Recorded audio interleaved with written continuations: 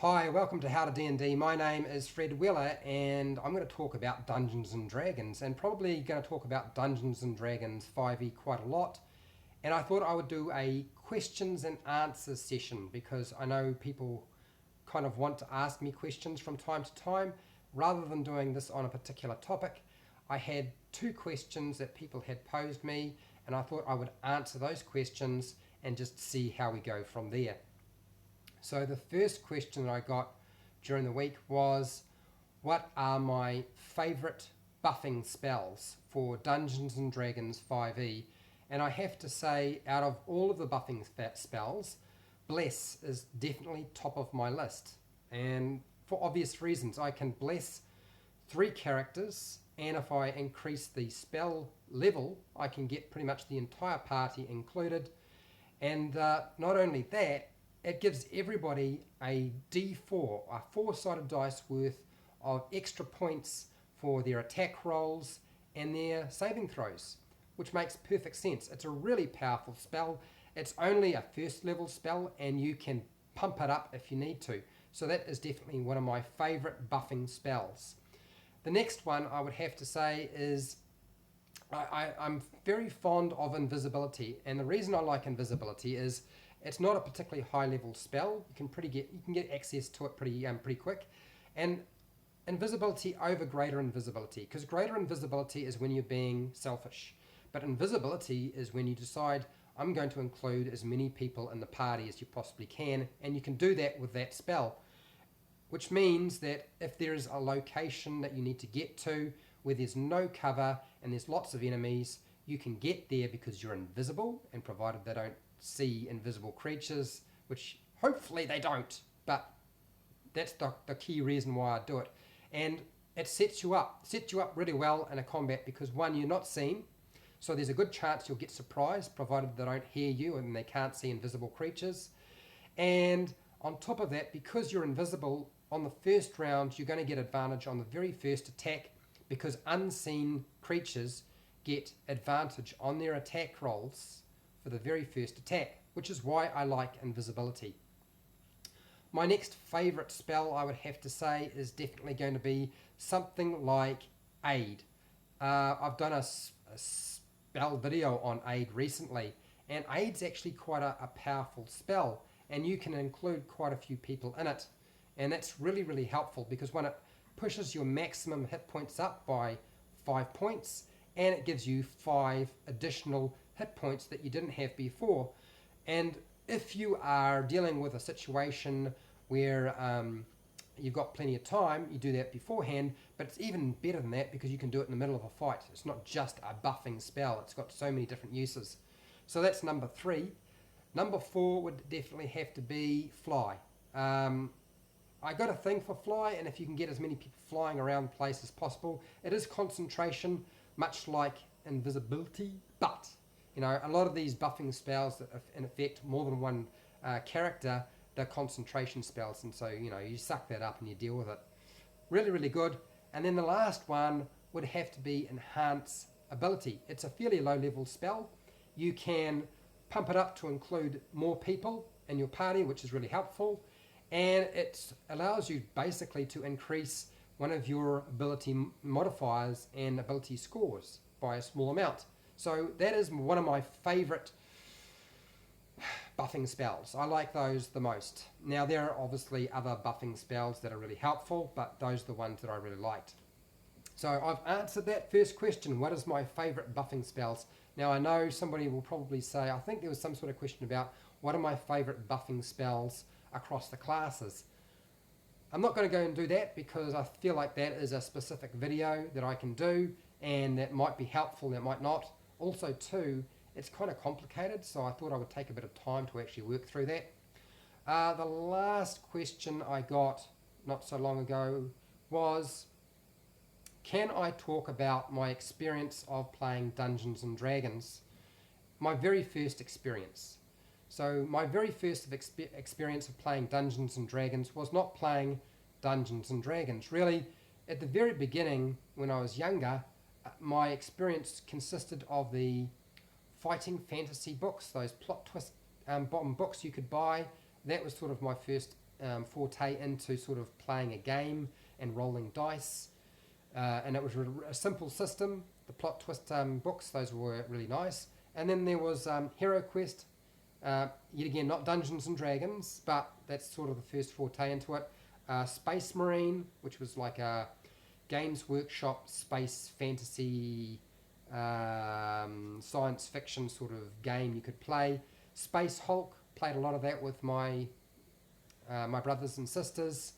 And from there I bought the Advanced Dungeons and Dragons books. That's the Monster Manual, Player's Handbook, and the Dungeon Master Guide. Now, really complicated system. That's second edition, I believe. Second edition is Advanced Dungeons and Dragons. I never really played the game. I used some of the rules later on in life. I spent most of my time looking at the pictures of the monsters. I like the Monster Manual the most. So I spent a lot of time doing that. I collected miniatures and I painted them. And then years later, I was in my 20s, I think, and somebody said, would you be interested in playing Dungeons and Dragons? And I really not really. It's that weird game where you roll dice, and although I like the idea, I don't really want to do that. So I didn't really get into it until much later on. I was flatting, had a job, and I had some friends who were very nerdy, and they wanted to play Dungeons and Dragons.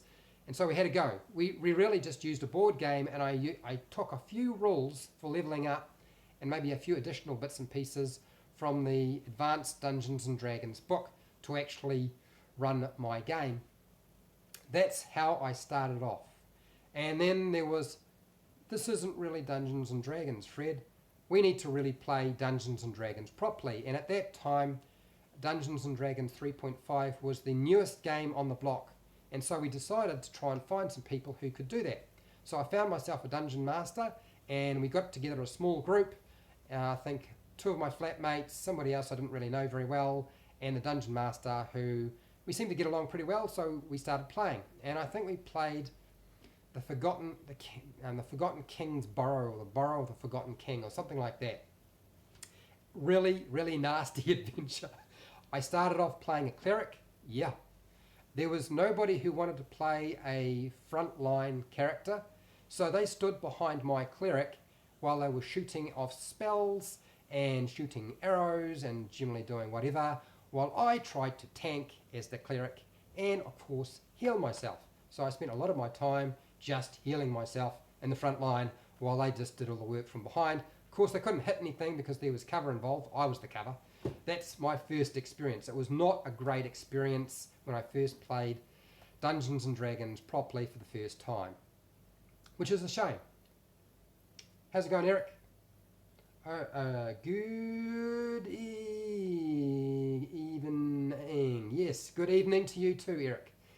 Alright, so that was my first experience of Dungeons and Dragons, and from then on, apparently all of our excavades or all our groups interactions got put on the internet, and it proved to be very popular, but this is all sort of typed up. This is not video stuff, I don't think people were doing video at that point.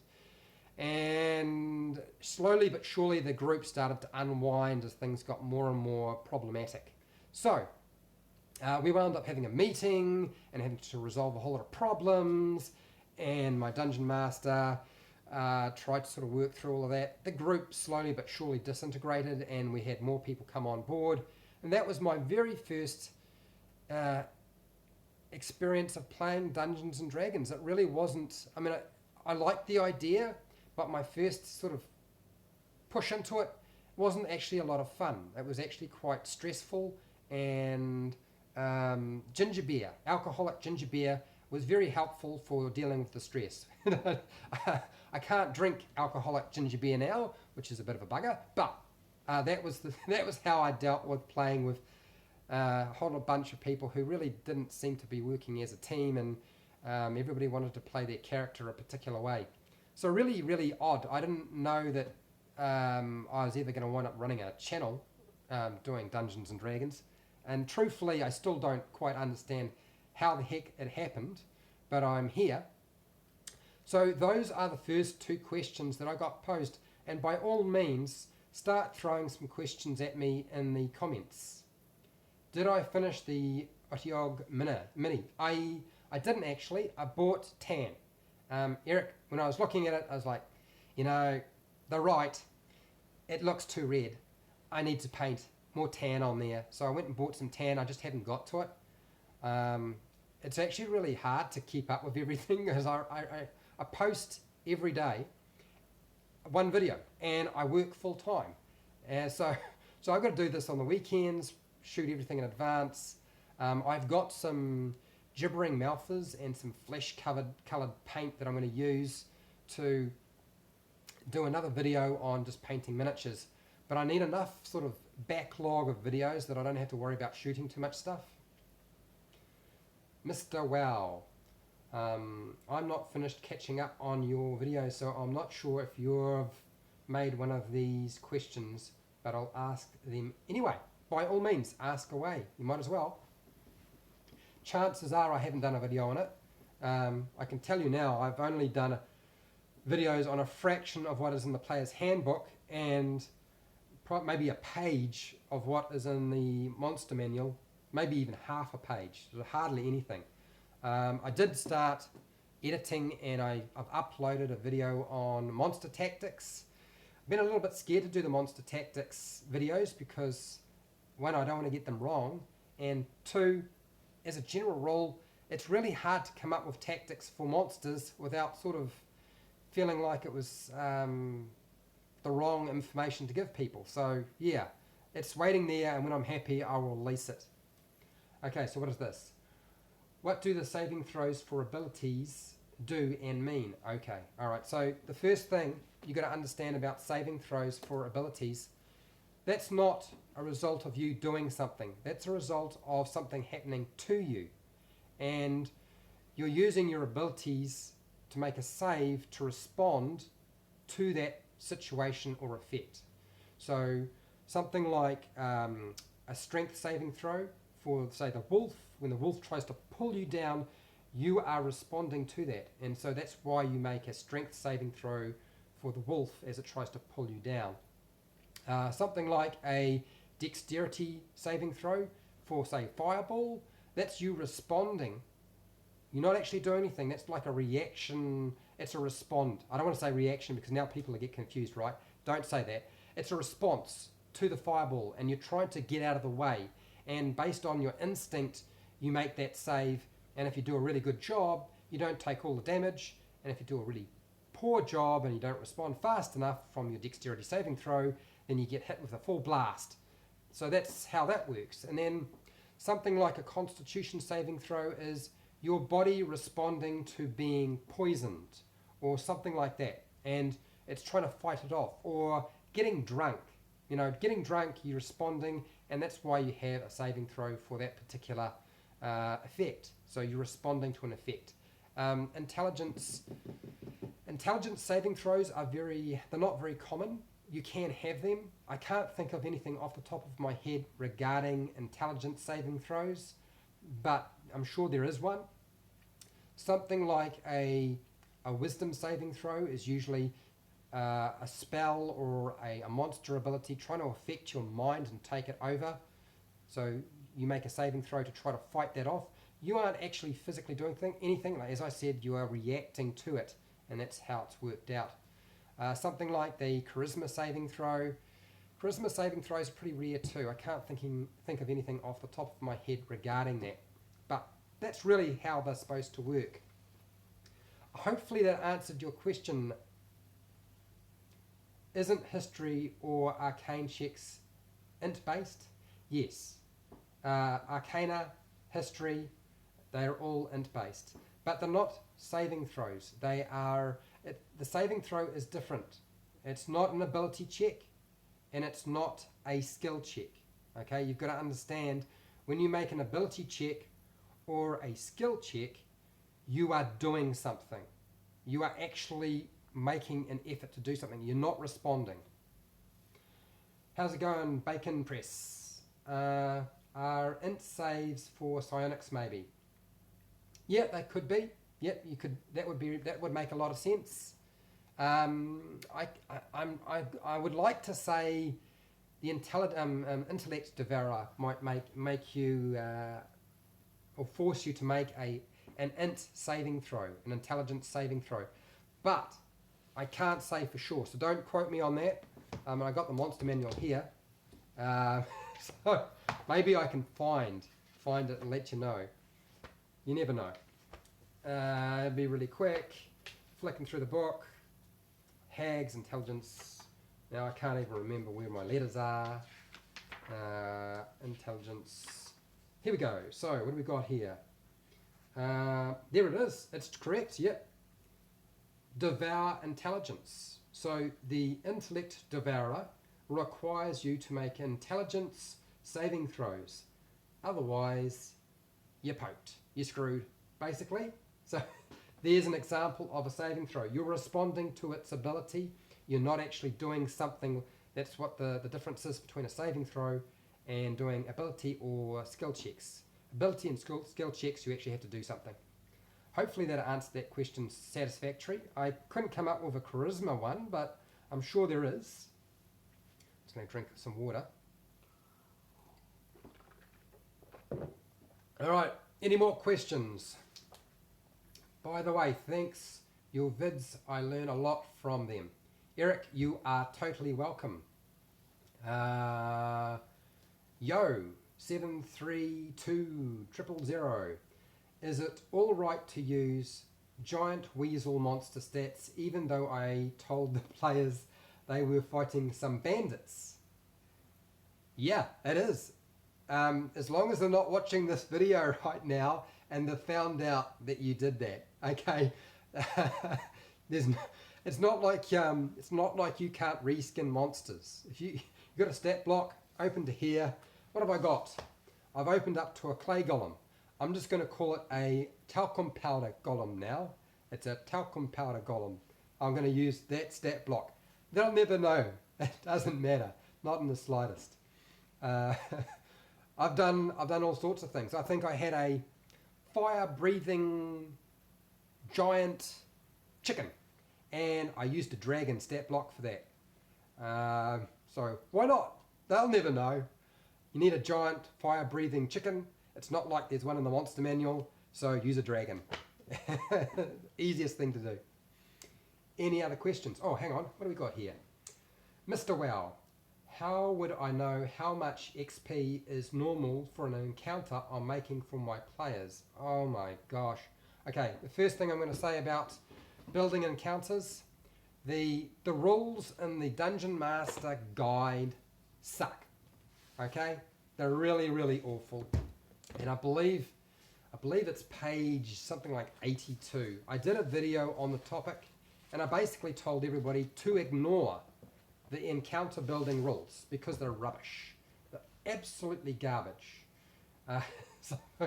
So the best thing is just don't worry about that sort of stuff. If you give them a monster, you give them the XP for it if it runs away, or they manage to convince it to join the circus, or they kill it, or maybe they just knock it out. You know, that's fine.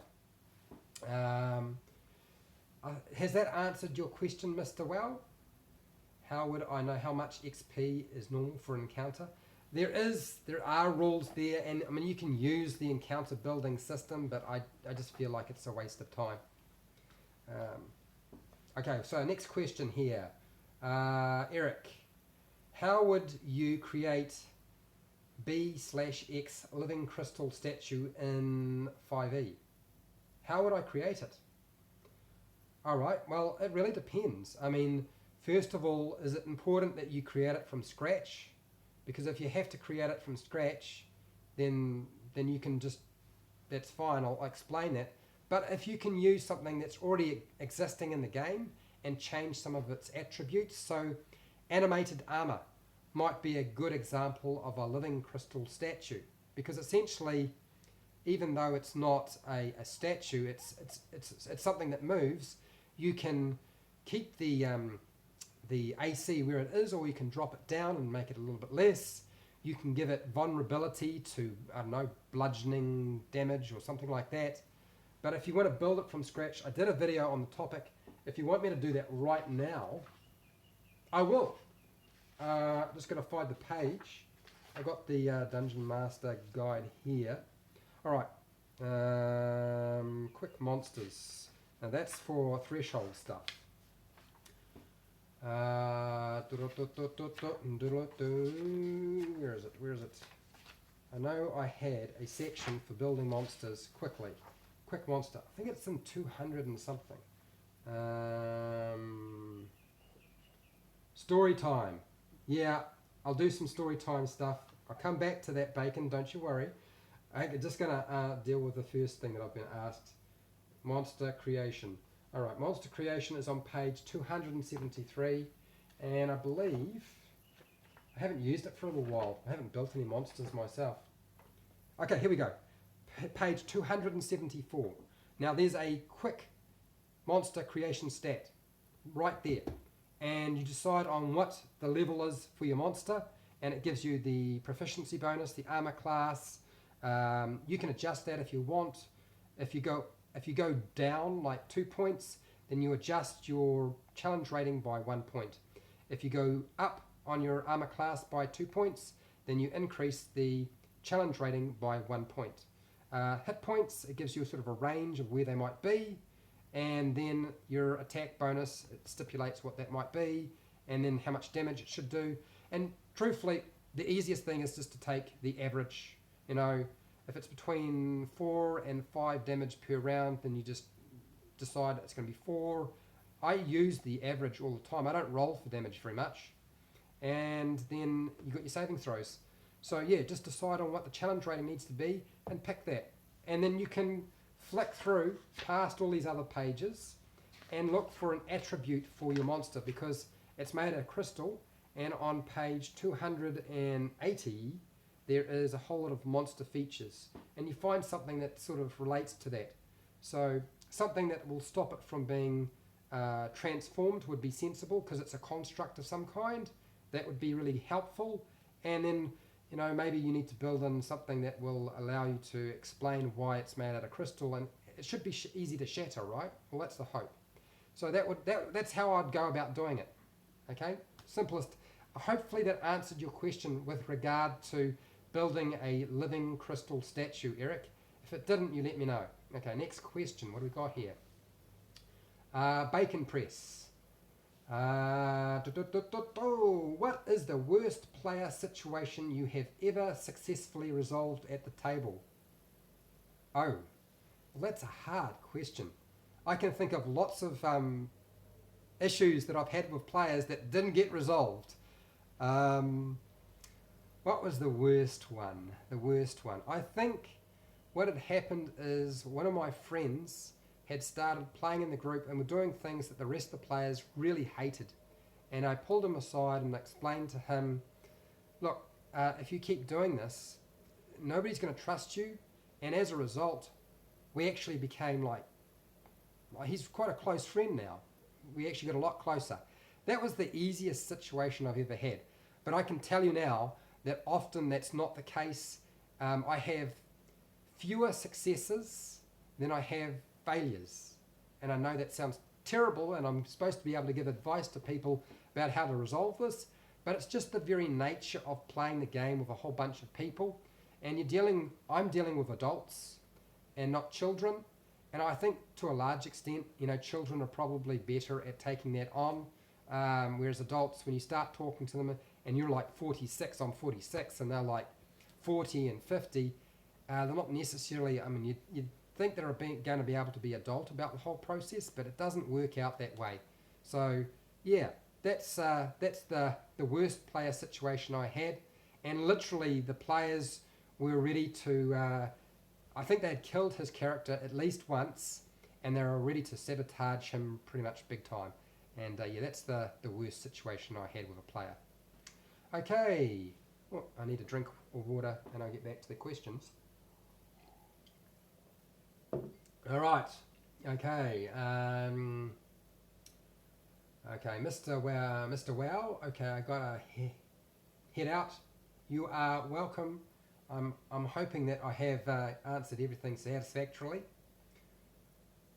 Okay, Bacon Press. Why does CR not work in 5e? Okay, so it's not that it doesn't work, it just breaks down. And I did a video on the topic explaining why. I'm going to turn to page 82 so it gives me a sort of something to work by so I can explain it and have some reference points. So on page 82 of the Dungeon Master's Guide, there's a section there and it gives you instructions about how to build encounters for first level characters, second level characters, whatever your level is. And then it gives you sort of an XP budget to spend for making an encounter easy, medium, hard, and deadly. Now the biggest problem with the system is it's trying to turn something that's an art with so many different factors involved into something that's easily calculated. Dungeons and Dragons is a gambling game. There is some skill to it. It's a skilled gambling game, okay? It's not chess. Chess is definitely a game where there are set formulas, set things you can do, and the results will come out pretty much the same. But you can't do that.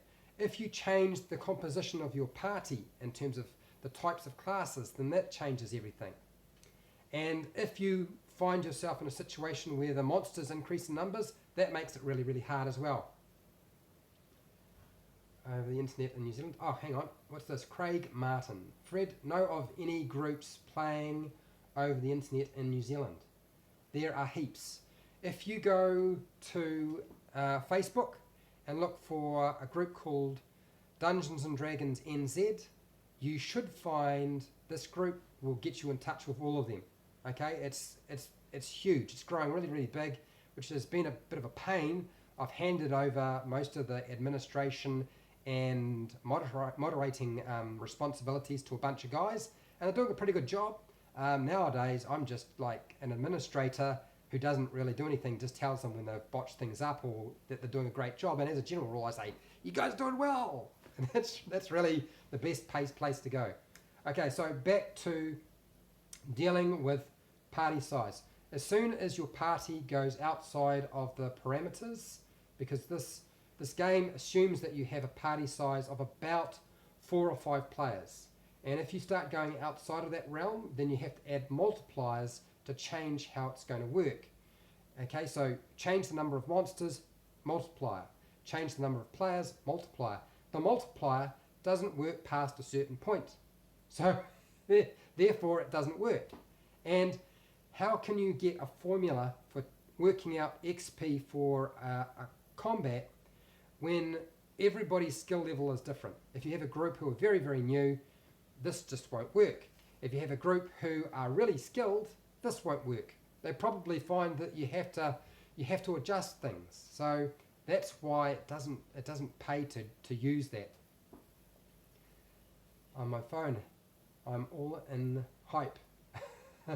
Miranda. Did I get that right? Well, I'm glad.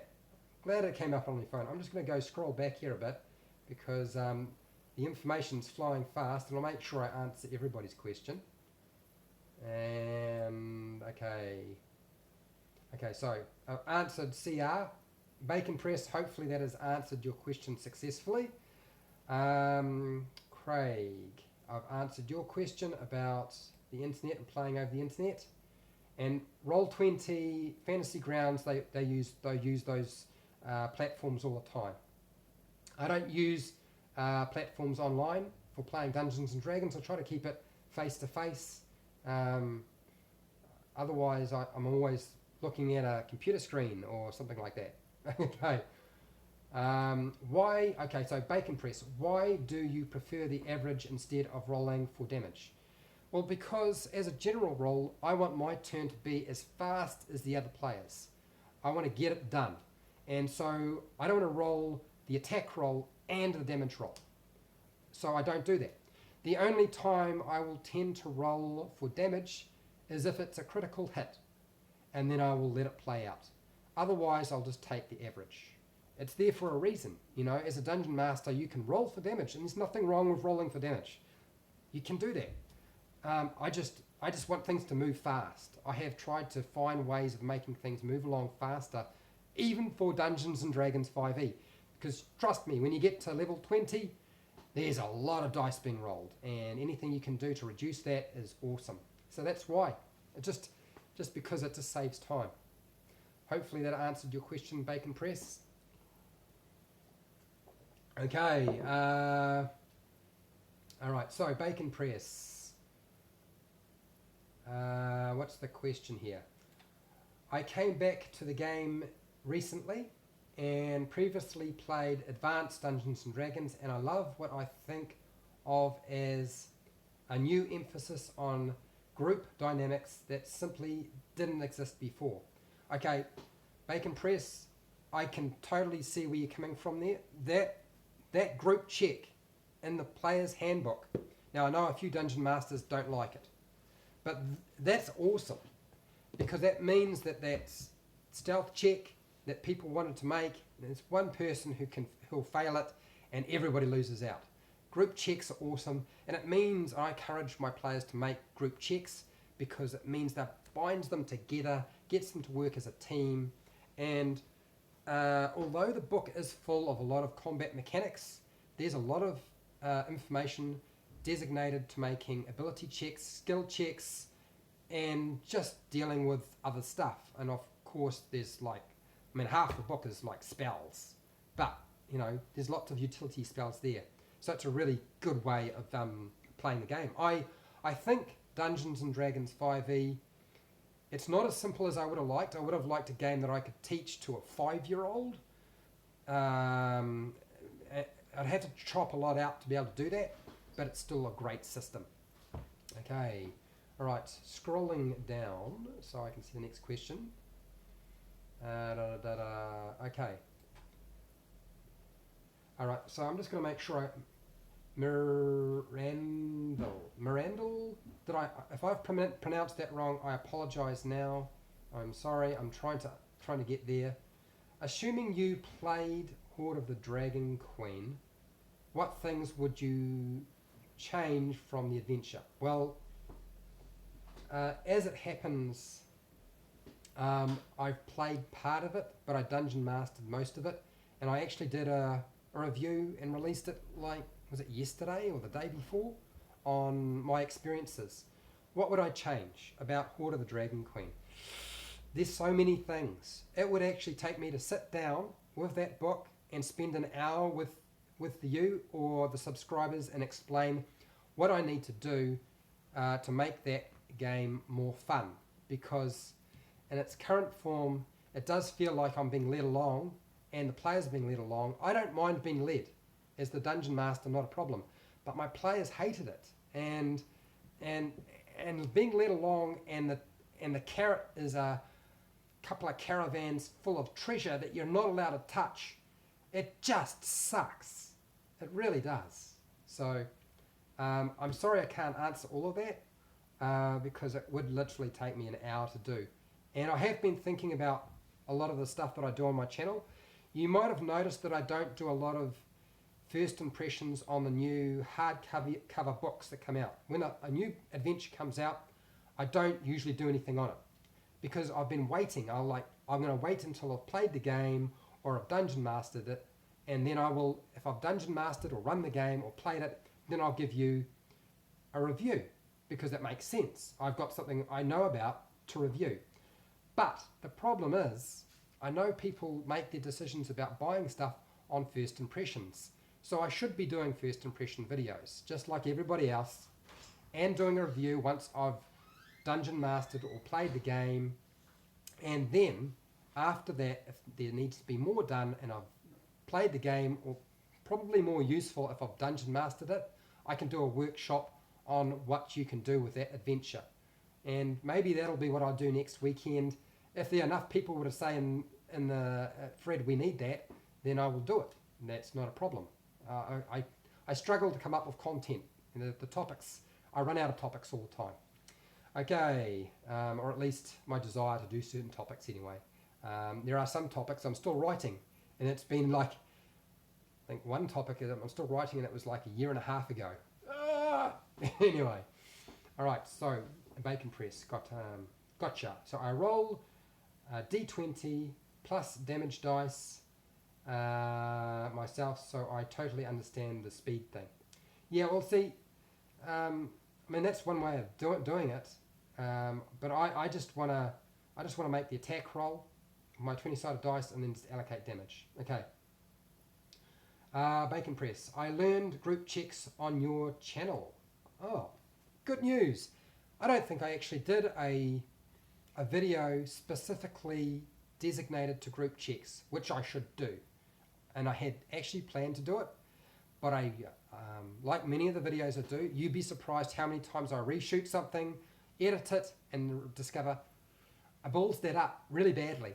And I don't want to put it up now, so I'll just wait. So group checks is something I need to cover again, and actually get it done and done right. Okay, Eric, the group check. I will explain the group check to you. It is a mechanic where if you need to make a ability check or a skill check, and the whole group or a good portion of the group, more than one person is involved, then you would make what's called a group check.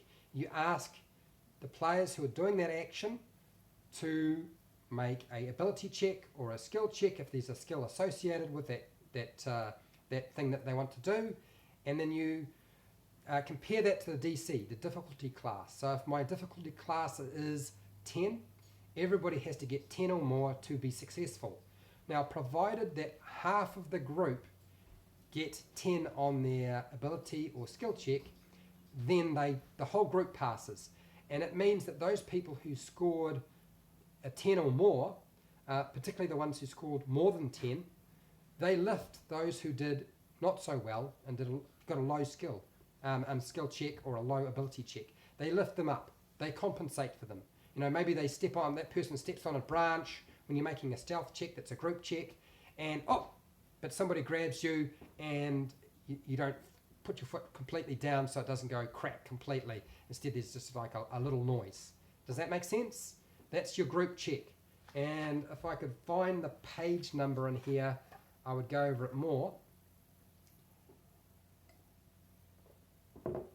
Eric, if that didn't answer your question, I'm sorry. I'll try to actually find that section for you. It's just, no, if I flip through it, it's going to take too long. And let's just keep moving, because there's a lot of people in here, and I want to answer as many questions as I possibly can before I run out of time. Okay, so let's scroll back up, because there was somebody who... Alexander. Yes, excellent thumbnail. I think I reshot that thumbnail a gazillion times. So, yes. Just me being a dick. Alright.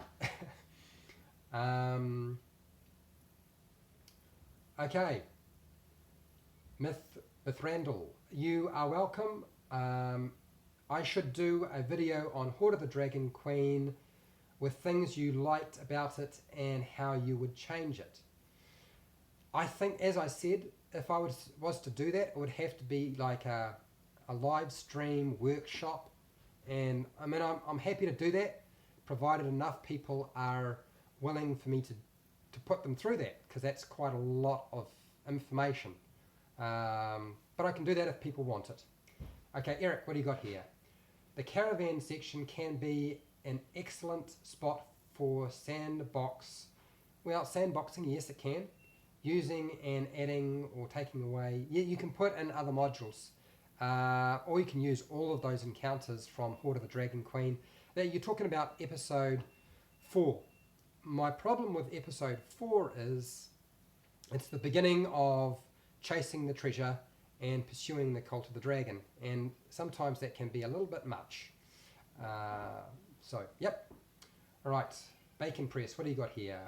What was the adventure that hooked you? What adventure hooked me? Oh, okay. What hooked me in terms of my first time? My first time, I'd have to say the one that hooked me in the most would have to be much later on. I played Red Hand of Doom, and we actually did really well at the beginning of that. I would say that hooked me in. That's when our group was really firing on all cylinders. And then we got the swamp and everything just went downhill, and then I hated that adventure after that because we just couldn't do anything right after that.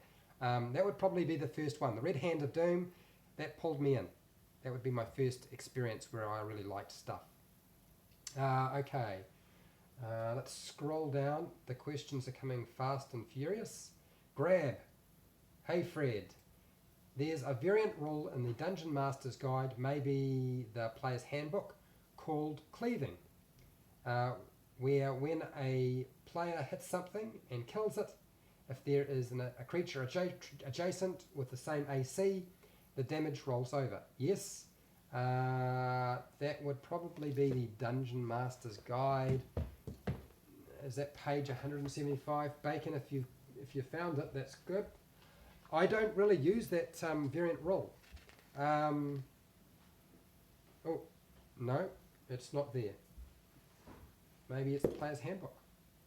I don't think it is. I think it would be, being a variant rule, I still feel that would definitely be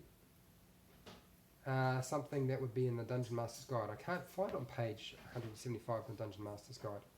Maybe it is the Player's Handbook. Anyway, has the cleaving rule ever come up for you, or have you ever thought about using it? No, I haven't. The reason being that there's plenty of abilities in the game that give people access and the ability to use that sort of feature, and the more variant rules I bring in, the more rules I have to communicate and teach to my players. Would I do a video on the topic? Yes, I'm happy to do a video on the topic of cleaving, provided I can figure out where it is. But I haven't actually used it. It's not really something. It is the Player's Handbook, page 175. Yeah, I just feel like the more rules I add, the more complicated things get, and I often deal with new players and experienced players, but my experienced players always want to bring in new stuff all the time anyway, and that can just be a bit overwhelming. And I'm not fond of Invisible Moose. Hi, how's it going? Scott from Hamilton. Scott, really? Is this the same Scott who did who's done Chartopia? Because if that's the case, we're going to talk about your little app. I certainly want to talk about it eventually.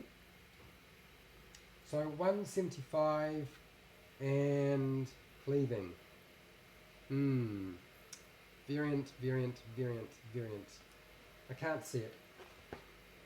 And I'm probably not going to spend too much time on it. Come back to it some other time. But yeah, I haven't really used cleaving myself. As I said, I don't like to complicate things too much. Okay, alright. Yeah, grab the Battle Master Fighter. It has a nice feature for dealing with that sort of stuff.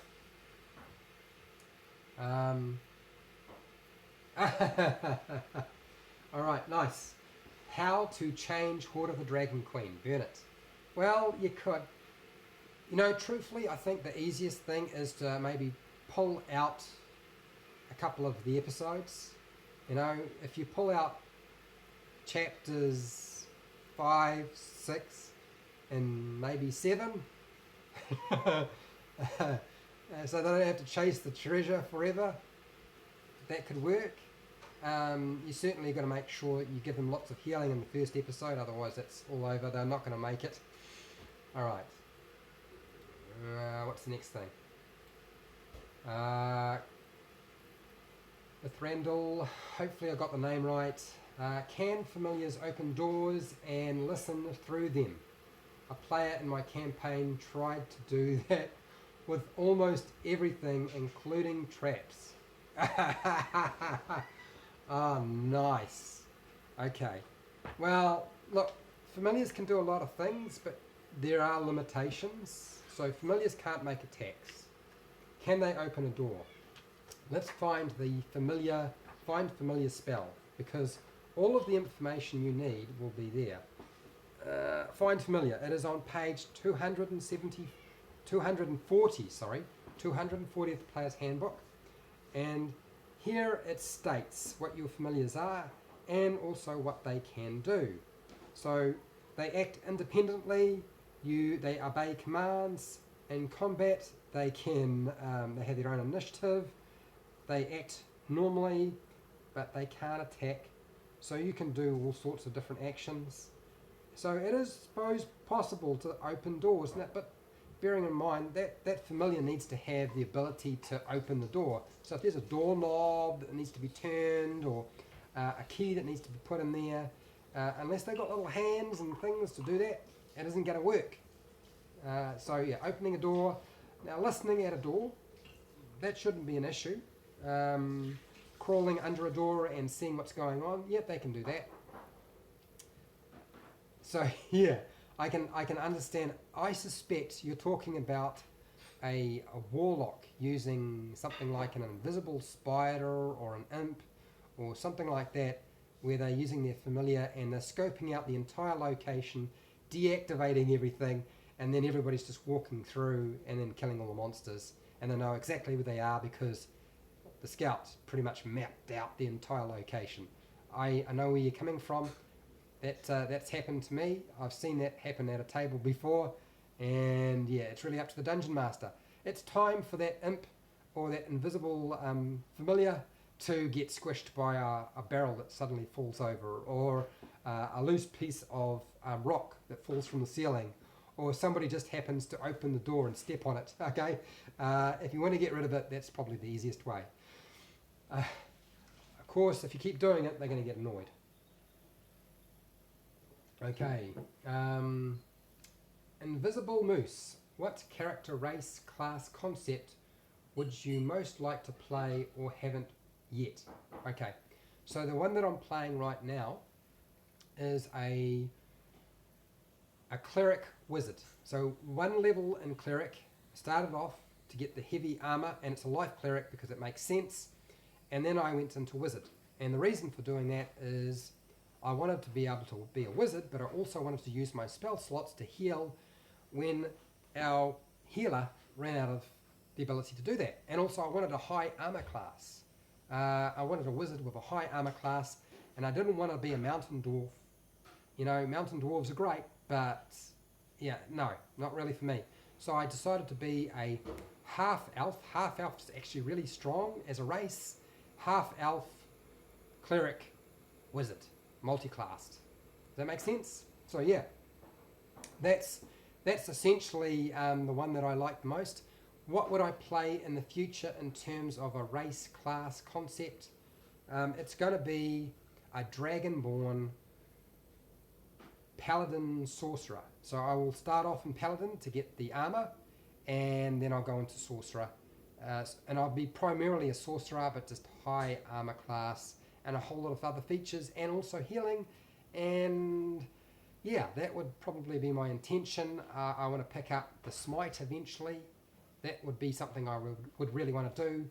In terms of concept for the character, in terms of what's going on in the background, I try to keep things low stream. In the past, I'm an instigator when I play the game, and so rather than taking up the table spotlight, because I dungeon master so much, I tend to make my characters fairly bland. They're there to help the rest of the characters and players at the table. If that makes sense. Okay, cleave rule is in the Dungeon Master's Guide. I thought it would be. Thank you, Grab, on page 272. Let's have a look at that, shall we? 272. 272. I think I've walked past it once or twice, but I haven't really sort of gone into it in a great detail.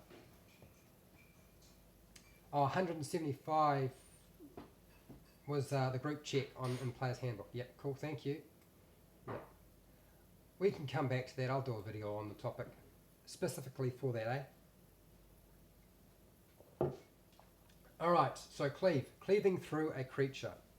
Alright, so if your player characters regularly fight hordes of low-level monsters. Okay, so there's something you need to remember. It's only if you're dealing with hordes, although you don't have to do it that way, but if you're dealing with a lot of hordes, and I would imagine high level, and you're throwing low level creatures at your players, then really, use cleave, makes sense. But you know, you don't have to bring in these variant rules until a certain point. You could wait until a level 5 or level 10 or level 15. You don't, as long as you make it abundantly clear that you might change a few things along the line when you're running your campaign, that shouldn't be an issue. Consider using this optional rule to keep the speed up of such fights. Now, I've run hordes of creatures before.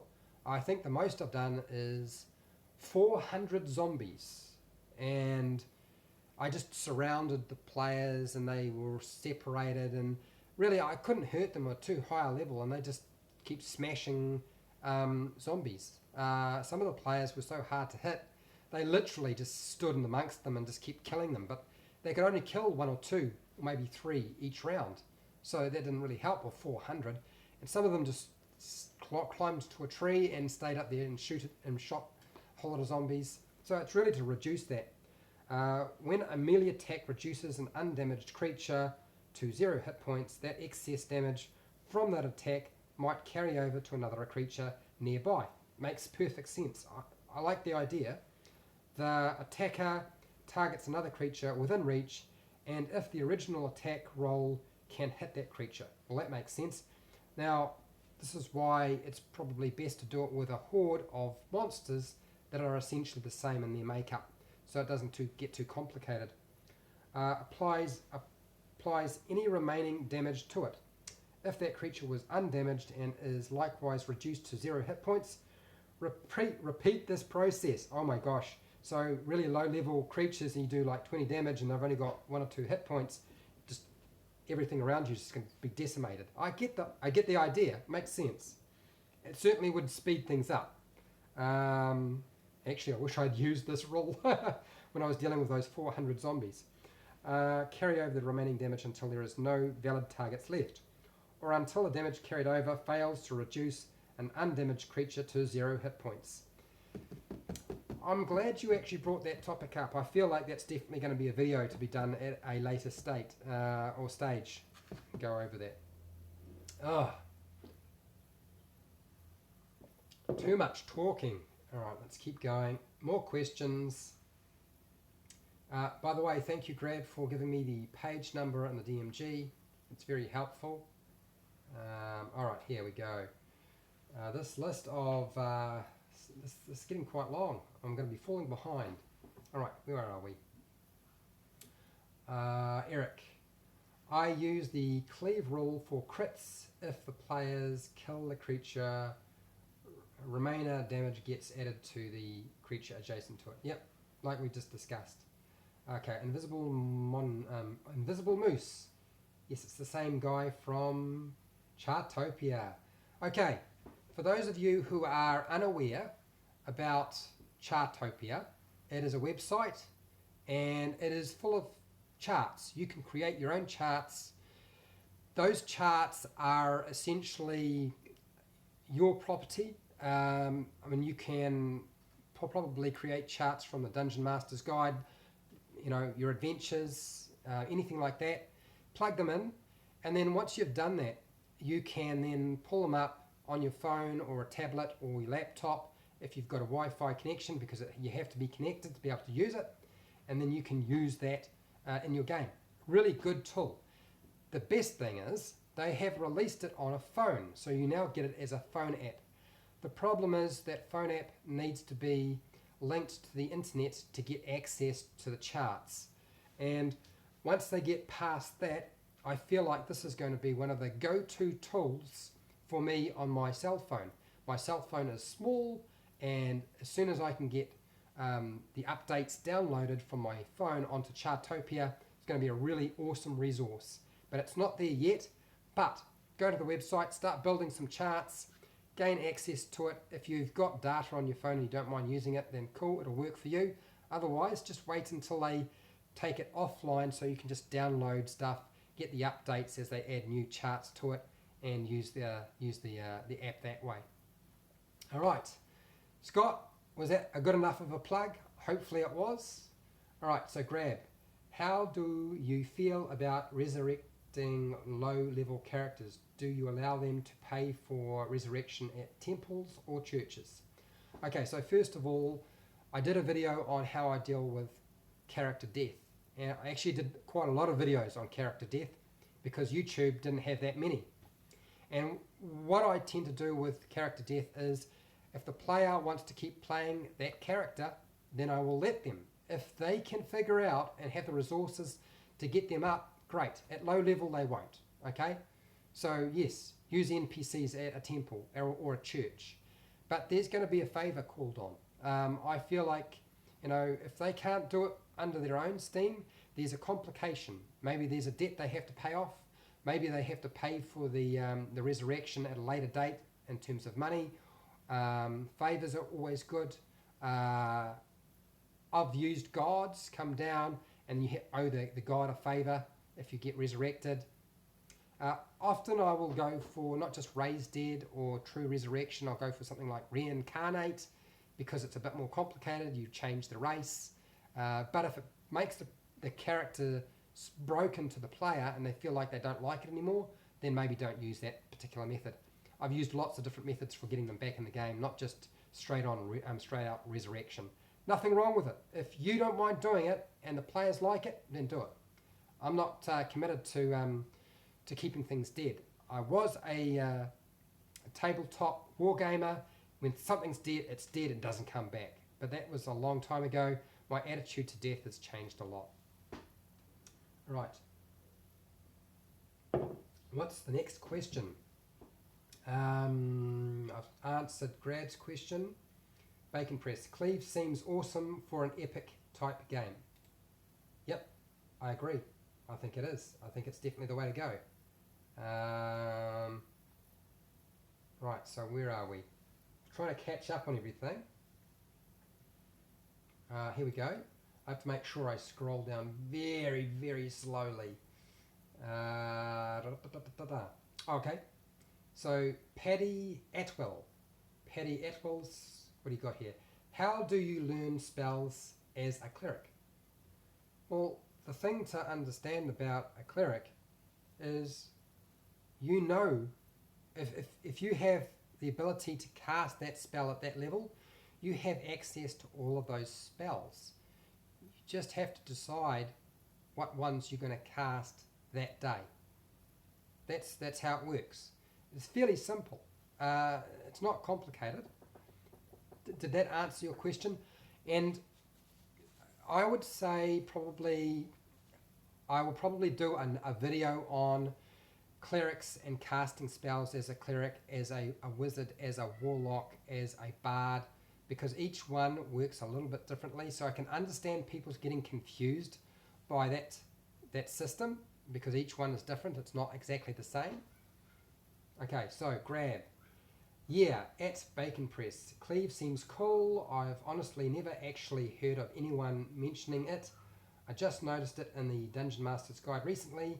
Seems cool for when players are slashing through tons of skeletons. Totally agree. Yep, or zombies in my case. Right, so what's this?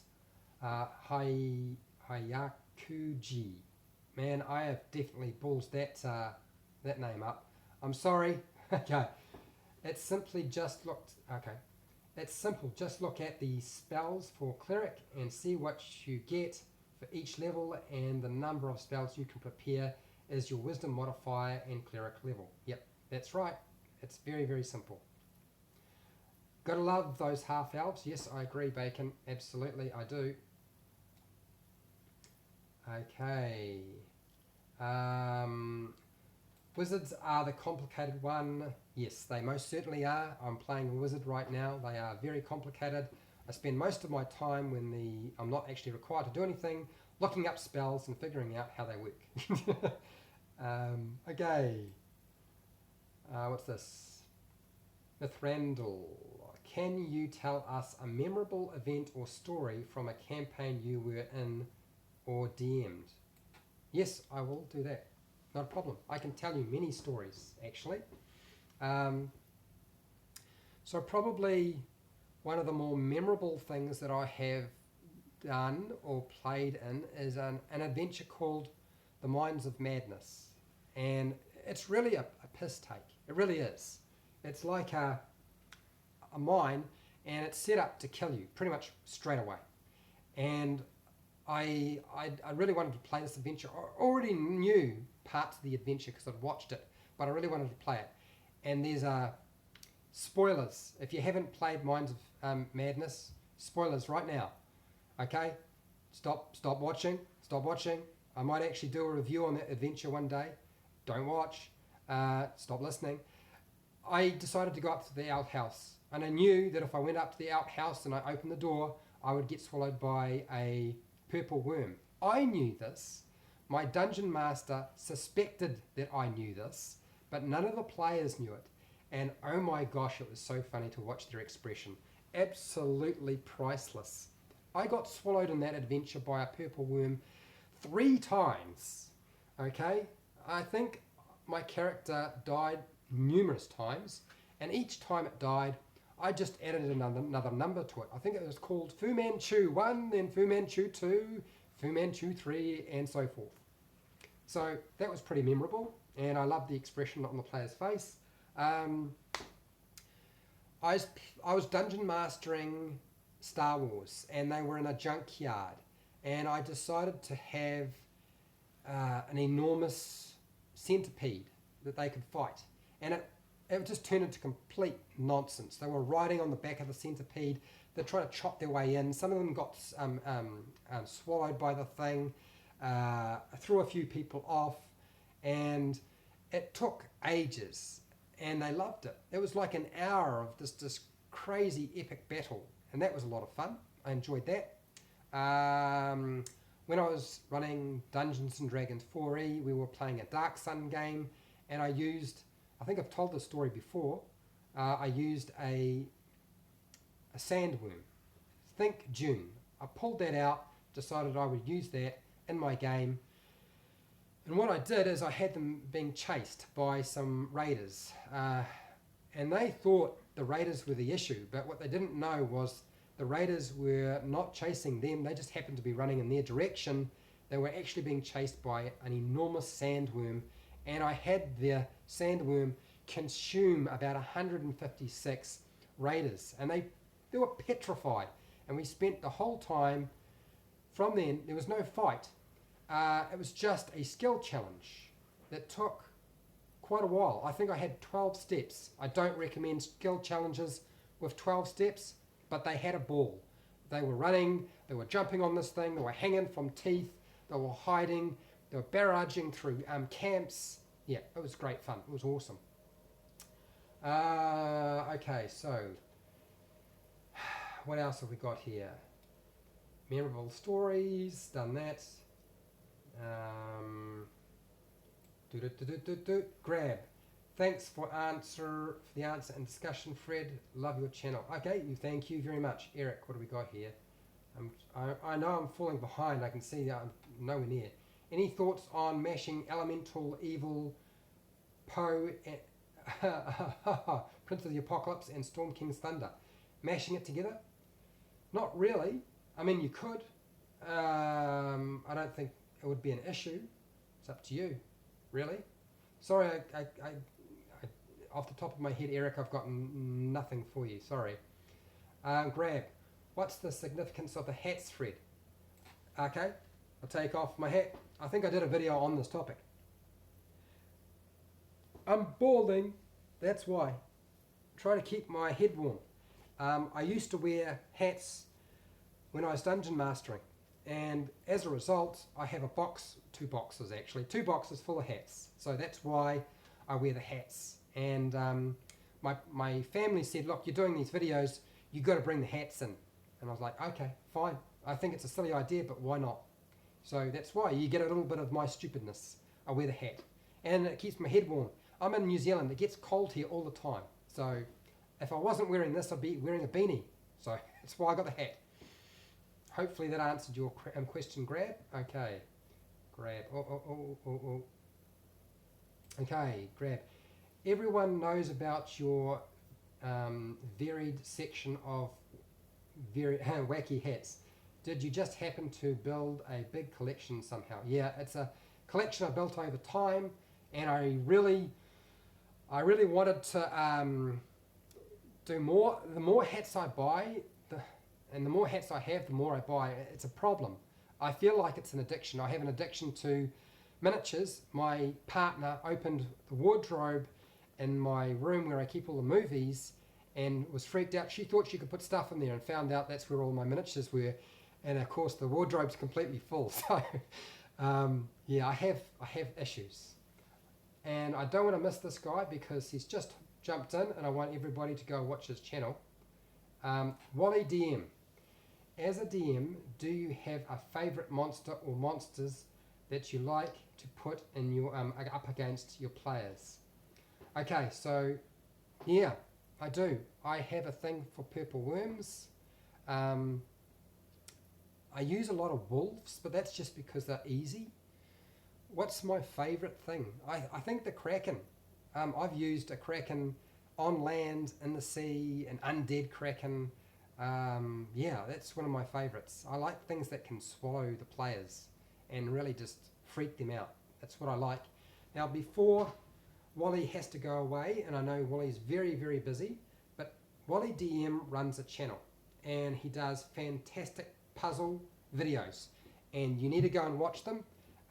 He uses miniatures, he uses props, and would you believe it, Wally, I had actually started writing notes on doing a video on your channel, and then I was like, I'm being a bit of a dick because I'm not that big a channel and I'm doing a video on your channel, so I thought I'm going to wait till I get bigger and then I'll do some spotlights on channels that I like that are a bit smaller. Really good channel, highly recommend it, go and have a look at it. He explains things, gives you multiple options for solving puzzles. He doesn't do puzzle videos, but I think that's the one thing that people know about his channel the most is the puzzle videos. He has cut everything together so it makes sense. He uses miniatures, as I said, and usually a map of some kind. So it's very easy to understand. You can see it visually. And I loved the cube idea, Wally. That was a great idea, great puzzle. All right, moving down here. Dirigo. All right, what's the question, Dirigo? Power game fun. Yeah, power game fun. Oops, why is this not moving? I think I just either it's cut out or I've come to the bottom of the section. There's something weird going on right now, and I don't want to click the refresh button because I'll never find it. Okay, so power game fun. 13th level sorcerer plus delay blast fireball plus 1 sorcerer point extended spell equals potential of 24 6-sided dice worth of fire damage. Not sure I've ever had a character over 10 levels. Well, you know, the game does get a little bit different. I find at higher levels playing the game is better if it's a role play and you allocate XP based on achieving goals, performing skill checks or ability checks, completing tasks rather than combat XP. Otherwise, it's a bit tiring, and you can't really challenge players after a certain point, not without just being silly about it. And even my high-level games, the combats took a long time, even with all the shortcuts I would try to make, because the players, you know, they would lift up a handful of dice, just a handful of dice, and then go poof, and there's dice everywhere. Oh, no. So here. Alright, so where is this? Okay, cool. Alright, it's moving again. Grab. Do you ever give a boss creature legendary actions, resistances, or if they don't already have them? Look, if a boss doesn't have legendary actions or legendary resistance, yeah, I'm going to give them those attributes because they should have it. Particularly if they're on their own, and you don't really want monsters on their own, but sometimes it does happen. And I've started using a new way of building legendary creatures, and that is instead of legendary actions having just 3 things, you know, you get three points you can spend to do something, and some things take 1 point and some things are 2 points. What I do is I let them have legendary actions, and every time the players have a turn, there's a reaction to that. At the end of their turn, something happens.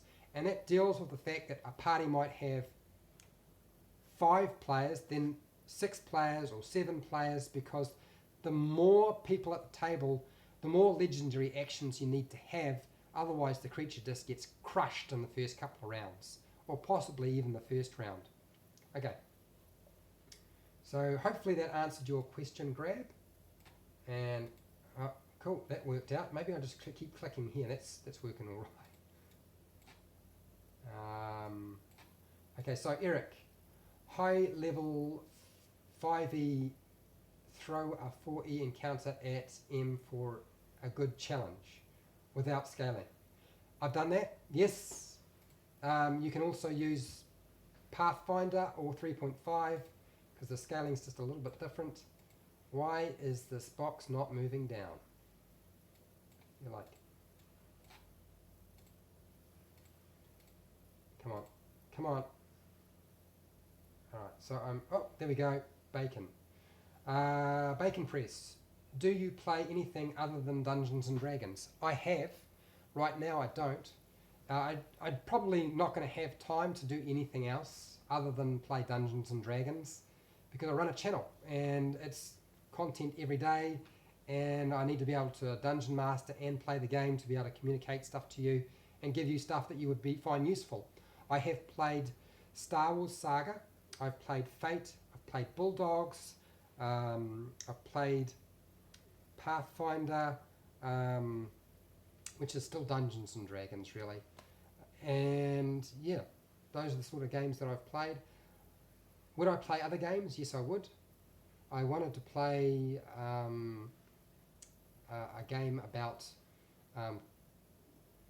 kumara. I know that sounds strange, but I live in New Zealand and we eat a lot of kumara here.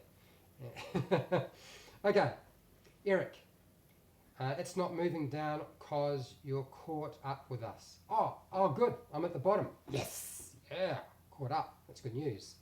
Mithrandal, where in a town is a good place to start your adventure? This one time my players killed a blacksmith in the middle of the night and armoured themselves up to the teeth, all at level 1. Okay, well, that happens. Everything is possible. And look, I don't like starting my adventures in a tavern or even in a town. You can, and that's fine, but I would prefer that my players start off in a location that they are familiar with and that they will have connections and ties straight away. And that way I don't have to worry about getting to know each other. I don't want them to get to know each other. That's really not helpful because it can stall, particularly with new players. They'll get stuck and they're like, oh, what do I do? I don't know what to do. I honestly don't know what to do, and they'll just sit there. If you're going to use a tavern, and I haven't done this yet, but I highly recommend doing it, stick them in a tavern, blow that sucker up, burn it to the ground, okay? And then something's happened, and then they've got to put the fire out, or there's a fight at the same time. Maybe the people who blew up the tavern are there, or burnt the tavern down are there, and they can stop them, and that'll hopefully pull them together. But personally, I like the idea of starting off with a bang, so have something really interesting at the very get-go. The best example of starting off with a bang that I can think of is Lethal Weapon 3, where you literally have the two main characters having to deal with a bomb call out, and they blow up a building because they have an interaction that doesn't go too well. So yeah, blow shit up. That's the way to go. Start your adventure off with them knowing each other and really get into it. Okay, so where are we? Kenneth, would you ever do a live viewing of a game session with your group on your channel? I may. I can't say I will yet because it's actually a lot of tech stuff that I don't honestly know how to do and I can't afford. Also too, you got to understand I'm playing with friends and I play in a cafe. It's too noisy in a cafe. If I try to play with my friends, they don't want to be on YouTube. They really don't. I've tried doing Dungeons and Dragons Friday nights or Friday night D&D, and I haven't done very much with that because we haven't run a game for a couple of weeks, and that's really not. I'm not pointing at at them. I'm pointing it at the miniatures, and I'm doing that deliberately because they get self-conscious. And my group is really funny. My home group, they're absolutely hilarious. And we have a German lady there who's just a riot. But she starts feeling self-conscious. Everybody sort of starts to clam up. And I don't know that it's going to be very helpful for me to do that. Would I do it in the future? It may happen. I never thought I would do a live stream, and I'm doing one now, so I'm not going to say it won't happen. Okay, Wally, what do you got here? Thank you for the kind words, Fred. Keep up the fantastic work. I've learned a lot about 5e from watching your channel. Always looking forward to new videos. You are welcome, Wally. You deserve it. You do great stuff. Okay. Bacon Press. Stream a group. Yes.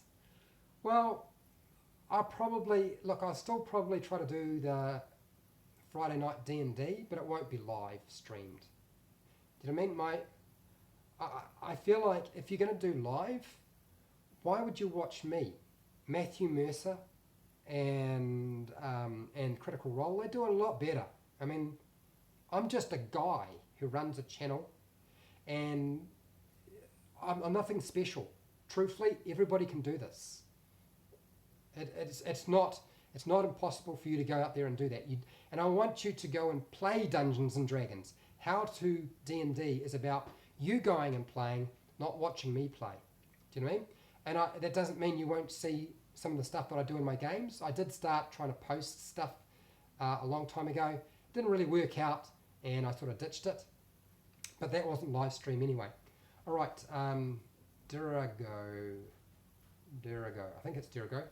How do you give out rewards, XP, points, milestones? How much for RPGing? Okay. So, as a general rule, what I'll do is I don't use milestones, although I think I should. And milestones are a good idea. And that's really, you decide, okay, at this point, they're going to level up. It makes sense. I was going to do a video on the topic, I just haven't done one. My gosh, I'm going to lose my voice. I know I am. How do I award XP? Killing monsters, them running away, them deceiving them, intimidating them. If they achieve something, and I will take that XP budget or XP that was revolving around that particular task, and if there's monsters, they dealt with them in a special way, then I will just award that XP as if they killed the monsters. That's fine. They don't have to kill them. They can do something else. If they get past the challenge, if they do something that's effective, fine, give them XP. In terms of how do I give out XP for, say, a skill challenge or a skill check, I look at their level, I decide how difficult that skill check is, and that's how much XP I award. That's how I do it. It's just very, very simple. Sometimes I just make stuff up. It's just arbitrary. Eric, you're right. You can award inspiration for good roleplay, and that's a mechanic there that you can use. And it doesn't have to be for playing out their flaws. I mean, the Player's Handbook talks about playing out and doing something that's disadvantaging you as a character and player in the game, but you can use it in any way you like. And you should. You're the Dungeon Master. You do stuff the way you think you should. Okay, Jack. Hey, starter kit help. Yes, Jack, starter kit help. What would you like? Oh, it's gone. I've moved up. I caught up and then I'm falling behind. Can you give me some tips or trick on starter kit? So that's the Dungeons and Dragons 5e starter kit that you found out or made up. I'll tell you what, Jack, I'm going to do a live stream on that. I think I should. I would actually plan to do it in pre-film it and then put it up. But I actually think maybe I should just do, because the starter kit is a pretty awesome product, and I know a lot of people would find that useful. and I've done a lot of videos on the starter kit, but they're sort of like reviews. So how about I just do a workshop on the weekend, same day that I'm doing this thing, and I don't know that it'll be next week or the week after, but I'll do a workshop on dealing with the starter kit, and I'll go over everything you want to know. Sound alright?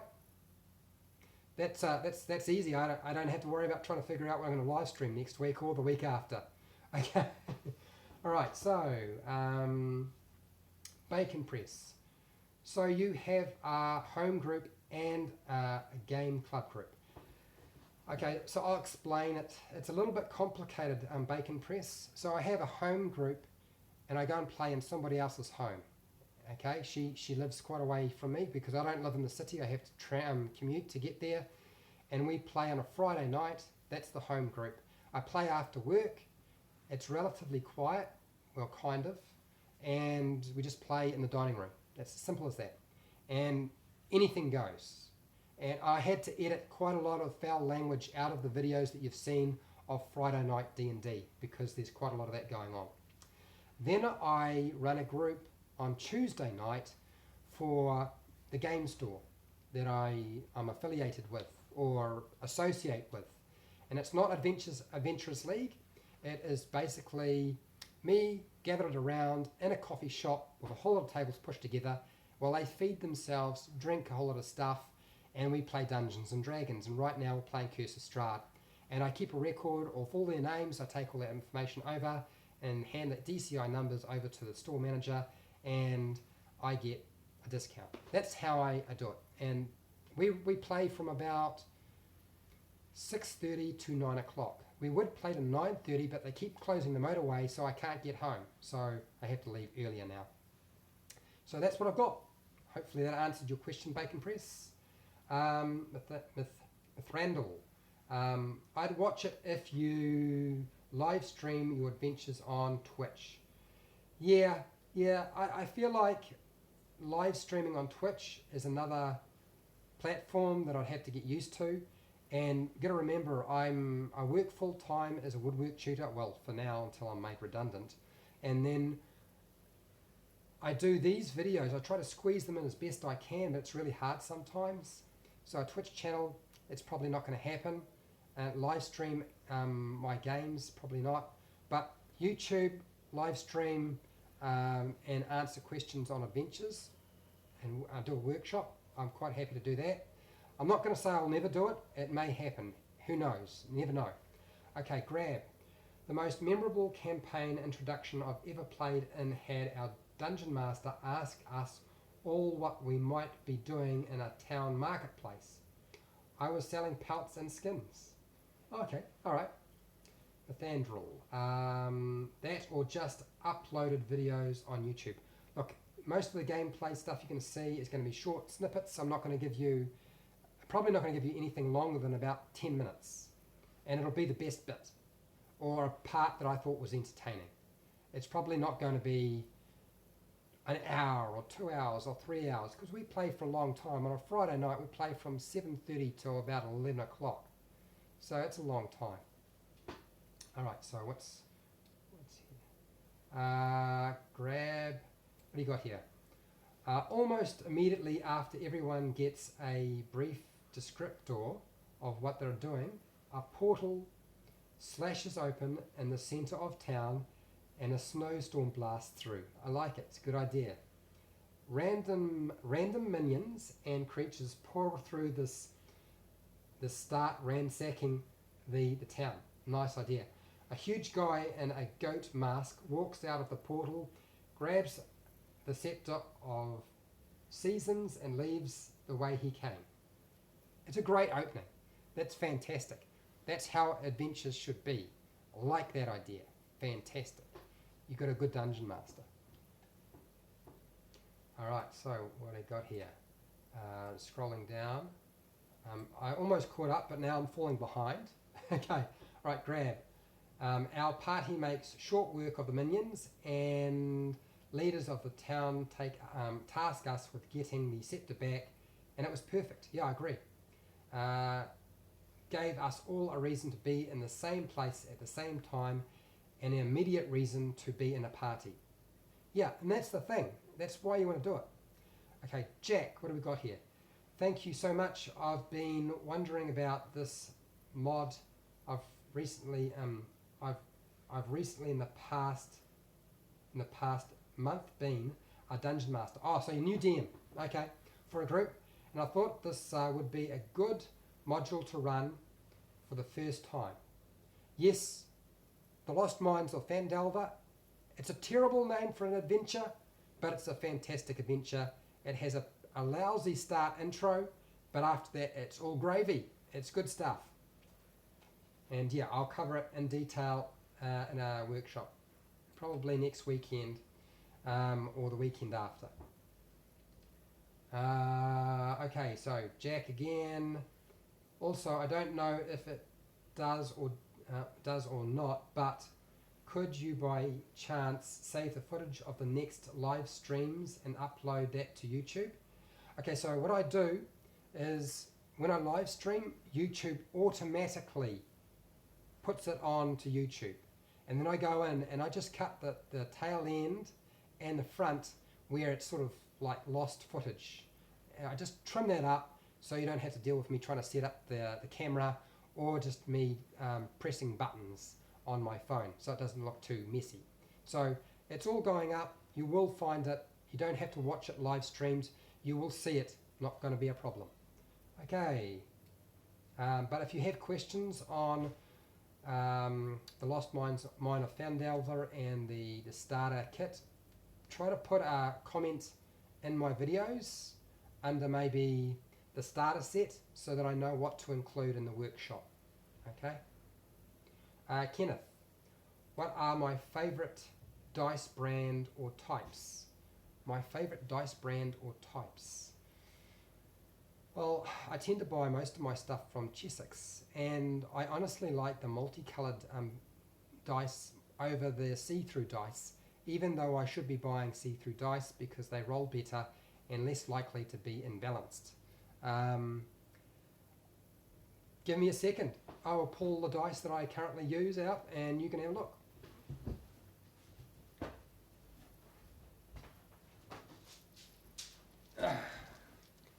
Alright, I got them. Here's my dice. Just pour them out and you can have a quick look at some of the dice that I have. Now surprisingly, I really like the starter set dice. Those blue dice are awesome. That marble effect is great. So these dice here from the starter set are great stuff.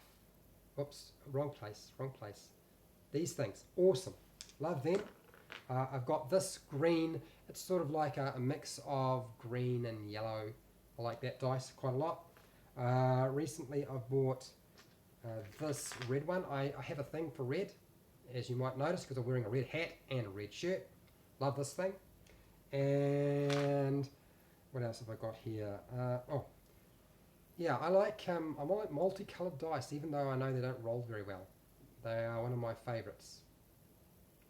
So yeah, really cool. I got a sort of like a purple one, a mixture of dark purple and light purple. What else? Something that would stand out.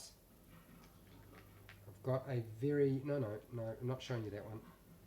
I've got this grey dice here. I bought my partner some sparkly see-through purple dice, but I can't use them because I'd get in trouble. Okay, and this one, I like this dice quite a lot too. Those are sort of the dice I use. And one more, another grey, sort of different greys. Yep. So those are the dice that I tend to use at my games. Right. Okay, so Dirigo. Wait, what did you say you do for work? I am a woodwork tutor who is about to be made redundant in December, and I'm hopefully going to find another job as a teacher. We'll see how that goes. So that's what I do. Couldn't hear it. Okay. Also curious about what people do in RL, We all have this hobby, but I live very different lives. It's kind of cool. Yeah, no, it's certainly brings everybody together. It's a great thing. Okay, Jack, what do you got here? Well, it's mainly the RP part of the game. I've had trouble wrapping my head around for my NPCs, and I don't know how it should go, so I could be better off. Okay, look, just talk to your players as if you were that character, and you don't have to do a voice. It's not necessary. And in terms of awarding XP for roleplay, look, whatever level they are, decide if the interaction is easy, very easy, hard, very hard, near impossible, and just use the suggested XP for that level. Look, XP is just it's just something to slow them down and a way of feeding them something so they feel like they're getting somewhere. They have to achieve something, but it's just a slow feed system. You can change the feed system any way you like, and it's not going to be an issue. Jack. P.S. I love the hat thing you do in your videos. Thank you. It's a good thing I'm wearing another hat. And if you really want to know about the hats, there is a video on that as well. Eric. Dice are as addictive as minis. Yeah, they most certainly I've given some dice away to a new dungeon master just recently, so I have a lot less dice. That sounds like a huge bag. Yes, it is. This is my bag. And I emptied it, so yep, lots of dice. The most common dice that I'll have are obviously the D20. Okay. Alright, so, Jack. Alright, well, I have to go, Mr. Fred. Okay, I appreciate the help, and you have a good one. Look, I'm about to lose my voice. You can hear me. Oh, it's going. I need to stop. And I've been doing this for about almost 2 hours. And I have enjoyed talking to everybody, but it's time to stop and go and have some food and go and see my partner, who's probably just finished work and wondering why I have not answered my cell phone, because I'm using my cell phone as a camera. So I better go. So yeah, I'm going to wrap it up here. I'm not going to say my usual thing. Everybody, you've been great. I've loved the questions. I was really worried about doing a questions and answers session. Really petrified, and this has actually been pretty good. And if you guys want me to keep doing it in the future, I can keep doing it. But next week, we're doing some workshops on the Dungeons & Dragons 5e starter set or the Hoard of the Dragon Queen. We'll go through that in some detail. All right, I'll see you later, everybody. And till next time, don't forget, keep rolling those 20s.